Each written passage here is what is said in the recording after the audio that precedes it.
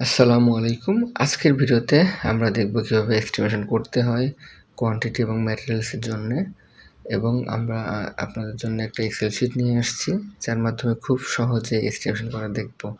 এখানে আমরা দুইটা প্রসেস দেখতে পারি। একটা হচ্ছে থাম্ব রুলের মাধ্যমে, অর্থাৎ খুব শর্ট টাইমে যদি আমরা 1 মিনিটের মধ্যে কোনো একটা জায়গার আমরা কোয়ান্টিটি মেজার করতে চাই এবং এটা খরচ সহ দেখতে চাই, সেক্ষেত্রে আমরা থাম্ব রুলের মাধ্যমে কীভাবে করতে পারবো।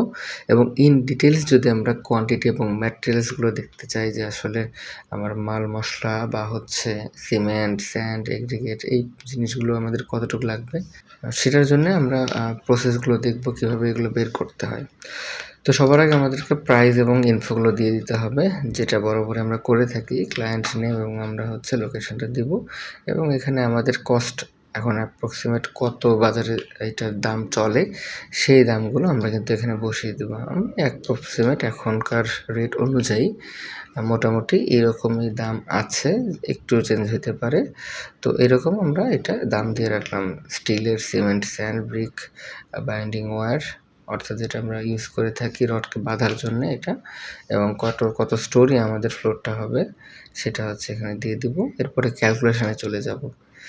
এখানে এসে আপনারা দেখতে পাচ্ছেন আমাদের অনেকগুলো ক্যালকুলেশন আছে। ম্যাসনরি ওয়ার্ক যেটা আমাদের থাকে ব্রিক ওয়ালের জন্যে, তো ব্রিক ওয়ালের জন্য আমাদের লেন্থ, হাইট এবং থিকনেস দিতে হবে। যদি কোনো ডোর ইনক্লুড থাকে, ডোরের ডোরের সাইজটা দিতে হবে, কারণ সেই জায়গায় তো আর ম্যাসনরি থাকবে না, এটা বাদ যাবে। এবং উইন্ডো থাকলে সেই উইন্ডো সাইজটা দিতে হবে ওইটা বাদ দেওয়ার জন্যে। আর আমরা সাধারণত ম্যাসনরি ওয়ার্কে 1:5 ইউজ করি, তো অনেক জায়গায় আরও স্ট্রং করার জন্যে 1:4 ইউজ করা হতে পারে। আরও যদি কোনো জায়গা থাকে যে জায়গাকে আমাকে বাদ দিতে হবে, সেই জায়গার এখানে কিন্তু এত ফিট স্কোয়ার দিয়ে এই জায়গাকে আমরা বাদ দিতে পারি। তো আমাদের শিটে যেই কাজগুলো আমরা করে থাকি, যেগুলো রেড সেল আছে, জাস্ট এই রেড সেলগুলো যদি আমরা চেঞ্জ করি তাহলে কিন্তু আমাদের সব ডাটা চলে আসে। দেখেন রেজাল্টে এখানে ব্রিক, সিমেন্ট, স্যান্ড এটা কিন্তু চলে আসছে। সিমেন্টটা সিএফটিতে এবং ব্যাগেও চলে আসছে। তো একইভাবে ম্যাসনরি ওয়ার্কের পরে আমাদের মর্টার আছে। এখানে আমাদের মর্টারের পরিমাণ কতটুকু লাগবে, সেম একইভাবে লেন্থ, হাইট, থিকনেস দিলে, এবং আমরা ওয়াস্টেজ ফ্যাক্টরকে ইউজ করতে পারি, কারণ যখন এটাই কাজ করা হয় কনস্ট্রাকশন, সেক্ষেত্রে আমাদের লস হয়েই থাকে। তো আমরা এখানে 5% যদি লস কাউন্ট করি, সেক্ষেত্রে এটা 1.05 দিলে কিন্তু 5% লস আমাদের কাউন্ট হয়ে যাবে। আমরা যদি সিসি দিয়ে থাকি, অর্থাৎ 7 কংক্রিট ইউজ করে থাকি, তখন কিন্তু এই মর্টারের ক্যালকুলেশনটা এটা লাগে। আমরা এখানে 1:1 দিব, কিন্তু এখানে যে পরিমাণ আমাদের সিমেন্ট আসবে তার ডাবল করে দিব। অর্থাৎ সিসিতে শুধুমাত্র সিমেন্ট ইউজ করা হয়, এই জন্য জাস্ট সিমেন্টকে আমরা ডাবল করে দিলেই এই কাজটা কিন্তু হয়ে যাবে। আর মেইনলি এটা প্লাস্টারের কাজে আপনারা ইউজ করতে পারেন। ইনার প্লাস্টার, আউটার প্লাস্টারের কাজে আমরা এটা ইউজ করতে পারবো।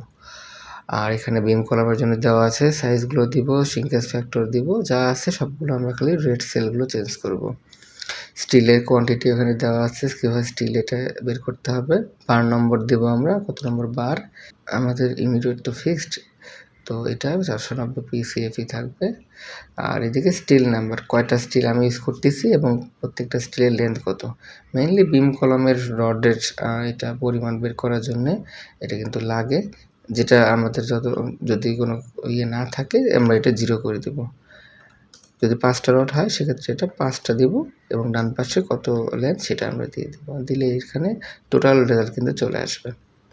তো সেমভাবে আমাদের বিম কলাম এগুলোর জন্য সব কিন্তু কিছু দেওয়া আছে। এদিকে কনক্রিট কত লাগবে এটা পাবেন, এখানে স্পাইরাল কলামের জন্য পাবেন, এখানে ল্যান্ডিং এবং স্ল্যাবের জন্য পাবেন।